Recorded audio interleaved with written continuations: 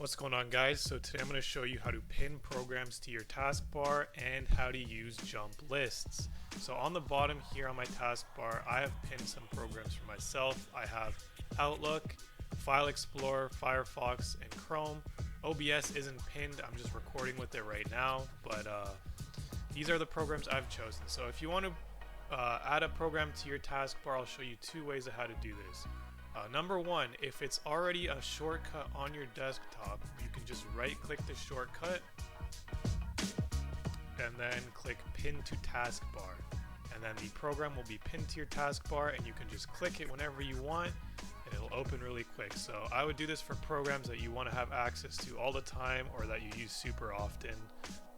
I wouldn't do this for just any program, but it's up to you. So I'm going to close this, and if you want to unpin this from your taskbar, you just right click it and then click unpin from taskbar. Now another way is you can go to the bottom here on your start menu, click the start menu and start typing the program you want to pin. So I'm going to type Edge, and now Edge will show up, and all you have to do is right click Edge and then pin to taskbar, and here we go. Just like that, it's pinned again.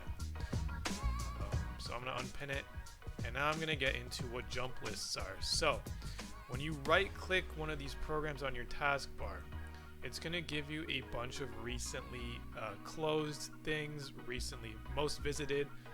For browsers, you can actually use this to your advantage. So if I want to always have access to Google, I can just click pin here, pin to this list, and it's going to add it to my jump list. So now it's pinned, and whenever I want, I can just click Google and it'll bring me right to google.com. No need to go open Chrome and then type google.com. You can just pin it on your jump list and get there right away. So that is how you save a lot of time using these browsers.